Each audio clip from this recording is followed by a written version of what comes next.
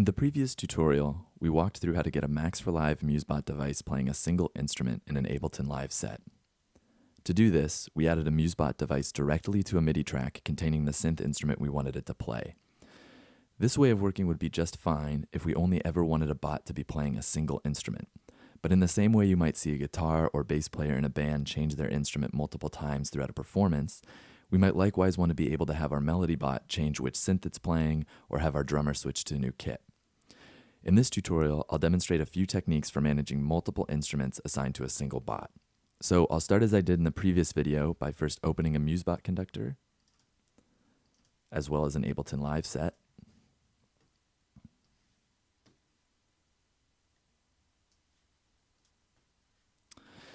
Since we're going to be adding some tracks to this set, I'll first clear up some space by deleting everything except for the first MIDI track. So to delete a track in Ableton, you can simply click on the track and then press delete on your keyboard. So I'm going to go ahead and delete tracks 2 and 3, as well as return tracks A and B. Now, in the previous tutorial, we got a bot running by first adding a synth to a MIDI track, and then adding a bot that could play that synth directly to the same MIDI track.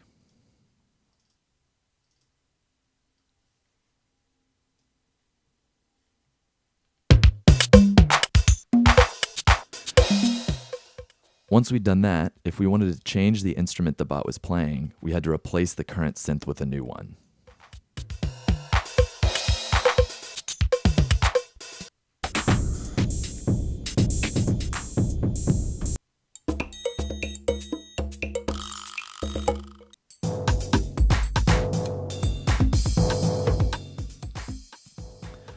While this is a perfectly legitimate way of working with the Max for Live MuseBots in Ableton, it's not particularly convenient if we want to hang on to synths that we've found that sound good with a given bot. Also, if we want to be able to quickly switch the instrument a given bot is playing, we might want to find methods that are a bit less clumsy than dragging and dropping from the side menu. The first thing I'll demonstrate then is how to make multiple instruments available to a single bot. To start, I'll first delete the synth currently on the same track as the bot by simply clicking on the synth and pressing delete. Once I've done this, I'm going to drag the same synth over from the menu on the left and drop it into the space labeled Drop Files and Devices here. Now, to get the MIDI information being sent out from the bot track to my newly created synth track, I'll click on the menu in the synth track labeled MIDI From, select the track containing the bot, and under the label Monitor, click the button In, and now the synth is being played by my bot.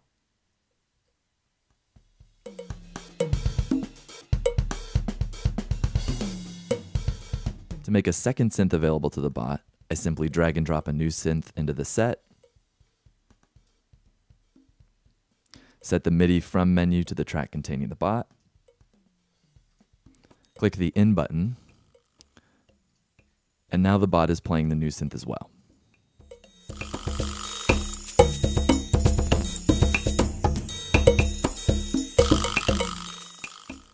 From here, changing which instrument the bot is playing is a simple matter of switching the monitor buttons on each synth track between in and off.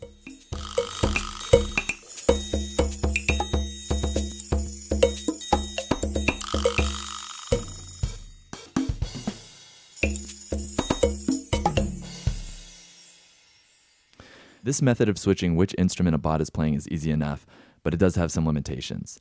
For example, using only the mouse, there's no way to switch from one instrument to another without either some crossover between the playing of the synths,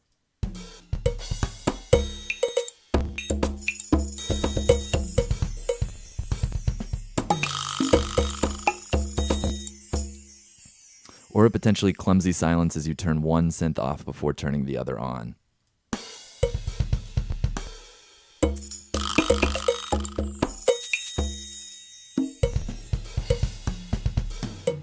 Additionally, as you continue to add synths and bots to a single set, and thus increase the number of buttons and routing menus you have to manage and switch between, it becomes more and more difficult to make quick changes to the overall instrumentation of whatever ensemble you've set up.